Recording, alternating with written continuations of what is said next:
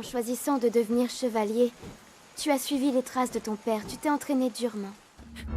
Accompagnant le mystère de la lignée du héros, l'évocation des parents de Link se fait rare. Cette lignée, débutée dans Skyward Sword et se perpétuant à travers les âges, est constituée de jeunes hommes au cœur pur, destinés à lutter contre le mal. Mais le lien entre tous ces jeunes hommes n'est pas explicitement établi. Si Zelda a hérité son pouvoir de sa mère, alors la question de l'hérédité de la Triforce du Courage et de l'âme du héros se pose.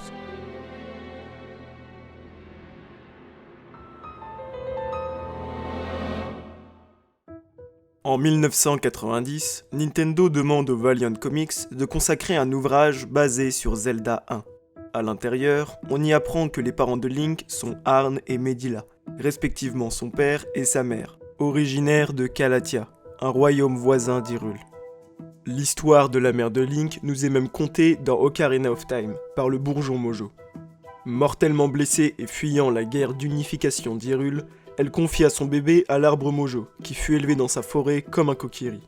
Cette histoire nous est illustrée dans un manga publié dans un Nintendo Magazine, qui nous dévoile que suite à cela, la mère de Link s'est transformée en arbre. Dans ces deux cas, les parents de Link n'ont aucun lien avec la prophétie ou un quelconque ancêtre héros. Du moins, pas explicitement.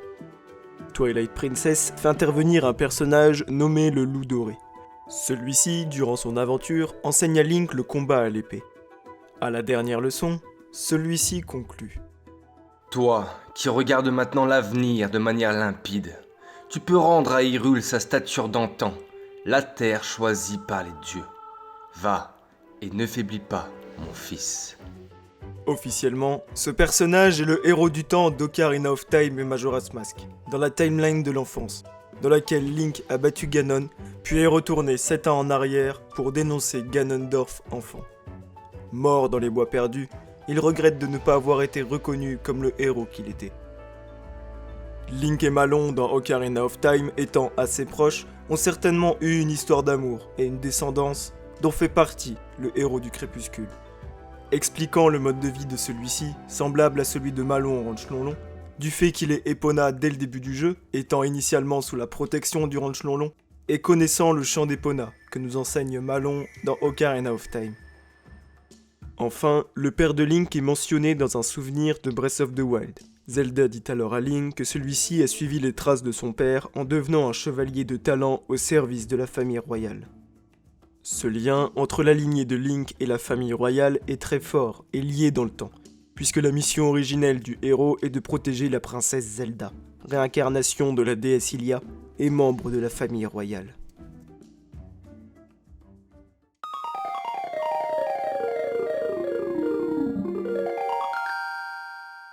A Link to the Past confirme et corrobore tous ces éléments.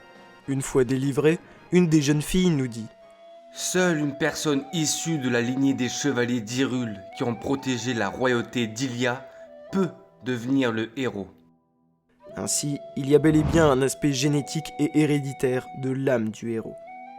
Cette lignée est celle du héros de Skyward Sword, héros originel qui a sauvé la déesse Hylia.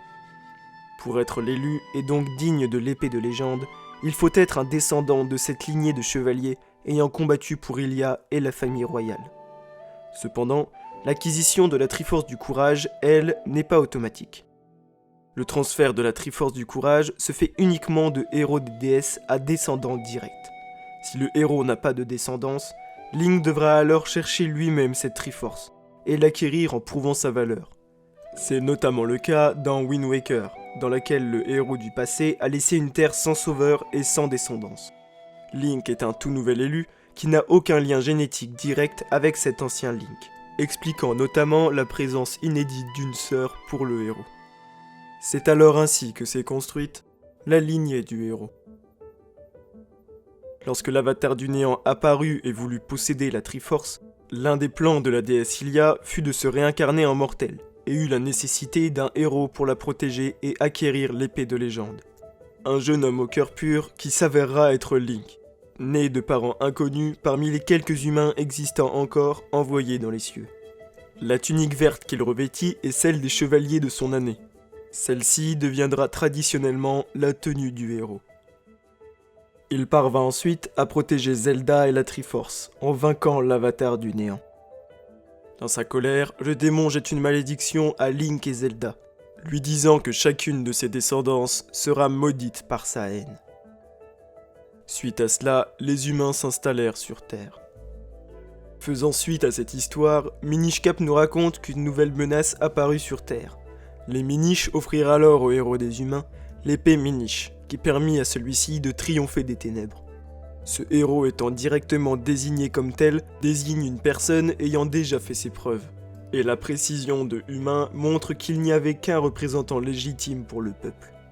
Les Minish ont eu assez confiance en lui pour lui confier leur artefact. En descendant des cieux et retrouvant la Terre, les humains ont très certainement fait la rencontre des Minish, peuple tellement petit qu'ils ont pu se cacher et échapper à l'avatar du néant. Alors, lorsqu'un nouveau malheur fit son apparition et menaçait ce peuple, ils prirent contact avec les humains et ont demandé l'aide de Link, le héros originel, le sauveur, qui remplit sa mission avec succès. Par la suite, le Link jouable dans cet opus porte déjà la tenue verte, et son grand-père Smith également. Ceux-ci portent cette tenue par tradition, puisque faisant partie de la descendance de ce héros légendaire. Néanmoins, sans le savoir, puisque la légende de ce héros date d'il y a bien longtemps. Une nouvelle menace nommée Vaati fait son apparition. Instinctivement, le héros fait le tour d'Hyrule, parvint à vaincre le sorcier et sauve Zelda et le royaume. Des années après, le sceau est rompu, permettant l'apparition d'un nouveau héros vêtu dès le début du jeu d'une tunique verte, semblant alors faire partie de la descendance directe du héros de Minish Cap. Zelda est capturé, l'instinct du héros le pousse à la sauver, ce qu'il réussit à faire et la paix est ramenée en Hyrule. De très nombreuses années plus tard, la longue guerre d'unification entreprise par le roi d'Hyrule fait rage. Celle-ci a pour but d'unifier tous les peuples d'Hyrule sous l'autorité du roi. Durant celle-ci, le père de Link reste au front, et sa mère fuit le conflit pour confier son enfant à l'arbre Mojo. Celle-ci meurt et Link est élevé comme un Kokiri. Celui-ci étant l'élu des déesses et possédant naturellement la Triforce du courage, il est dans la lignée directe des héros depuis Skyward Sword. La première réincarnation de la haine de l'avatar du néant fait son apparition. Link est destiné à l'affronter, ce qu'il fait et ramène la paix en Hyrule en sauvant Zelda. Seulement, durant son aventure, ses nombreux voyages temporels ont créé 3 timelines, 3 univers. Dans le premier, Link perd contre Ganondorf. Celui-ci arrive à son but, reconstitue la Triforce et change le Saint-Royaume, devenu le monde des ténèbres. En unissant leurs forces, Zelda et les 7 sages réussissent à envoyer Ganondorf dans le monde des ténèbres, et à en sceller l'accès. Link n'a pas rempli sa fonction d'élu, et son statut de héros est compromis. Cependant, la venue d'un héros est nécessaire, puisque le sorcier Aghanim va en Hyrule pour briser le sceau et s'emparer de la Triforce, libérant alors Ganon de sa prison. Le héros du temps ayant failli, il y a peu de chances que celui-ci ait eu une descendance. Ce nouveau Link devant de toute manière délivrer la Triforce entière, incluant celle du courage qu'il ne possède alors pas, est sûrement issu d'une nouvelle branche de l'arbre généalogique du héros des cieux. Link réussit sa mission, parvint à vaincre Ganon et Aghanim et libérer Hyrule et le Saint-Royaume en faisant le vœu que le monde retrouve sa quiétude d'antan. Dans les oracles, ce même Link se rend au château d'Hyrule où est désormais conservée la Triforce. Celle-ci le projette jusqu'aux terres d'Holodrome et Labrina, qu'il libère du mal. Sa quête ayant pris fin, c'est à bord d'un bateau que Link embarque pour retourner à Hyrule. Pris dans une tempête, il va être envoyé dans les rêves du poisson rêve. Délivré de ses aventures, il se remet en route et arrive à Hyrule. Plusieurs années s'écoulent et un Link, une nouvelle fois sans Triforce du courage, se réveille. La Triforce étant désormais au Saint-Royaume. Vivant dans la même maison que son aîné, il semble bien que celui-ci soit un descendant direct du héros de A Link to the Past. Celui-ci étant peut-être d'ailleurs toujours présent dans ce monde. Papy Streetpass est un vieillard du village de Cocorico. Il proposera à Link 50 défis, à la suite desquels il l'affrontera directement. Papy Streetpass possède vainqueur, il est équipé des mêmes objets que Link, maîtrise l'attaque tourbillon et possède l'épée de légende. Le doute n'est plus permis. Comme pour garder un lien avec son descendant, Papy Streetpass le défie et peut se battre à l'infini avec Link.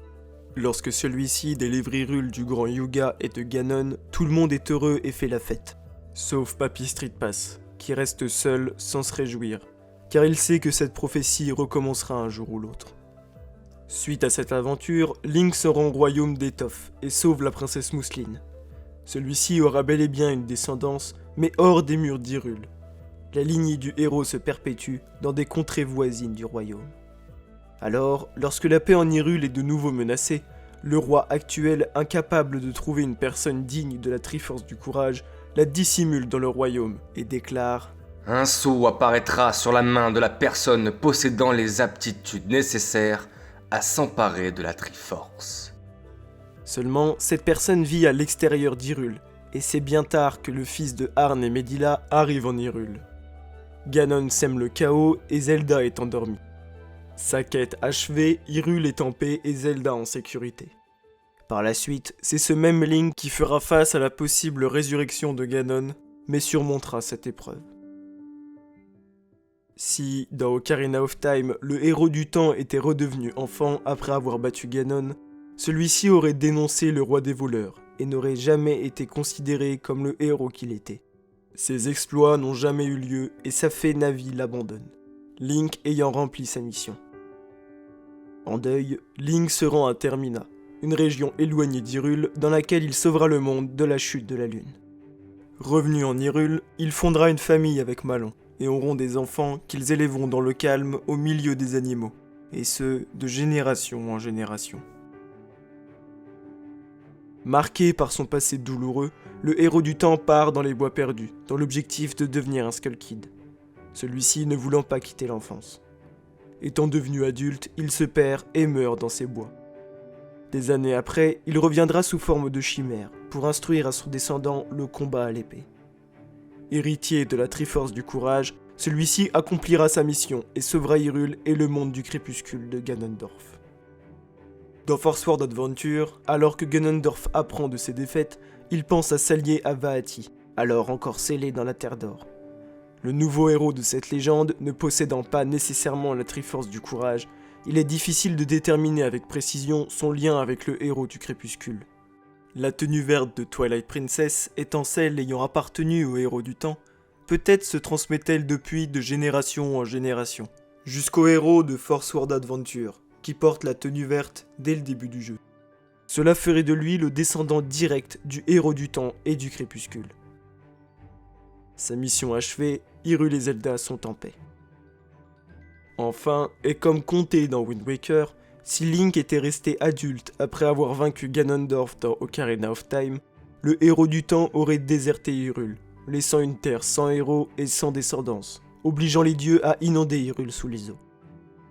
Le héros du vent est alors un nouveau Link, issu d'une lignée du héros originel encore jamais sollicité, expliquant les différents membres de sa famille présentes de manière inédite dans l'opus, tout comme dans A Link to the Past. À la mort du héros du temps, la Triforce du Courage a été séparée en 8 morceaux par les dieux, obligeant le héros du vent à récupérer les fragments, prouvant ainsi sa valeur. Il tuera Ganondorf, puis c'est ce même Link qui parcourra les mers et fondera un nouvel Hyrule dans Phantom Hourglass et Spirit Tracks.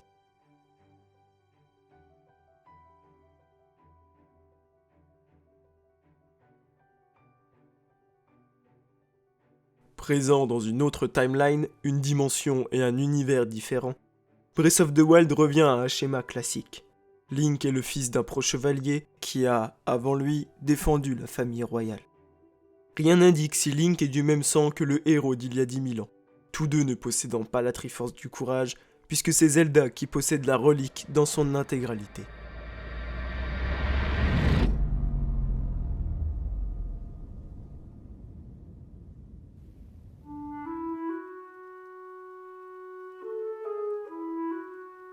Descendants d'un héros commun, en plus d'être tous les élus de la déesse, tous se nomment Link, prénom qu'aucune autre personne du royaume ne possède.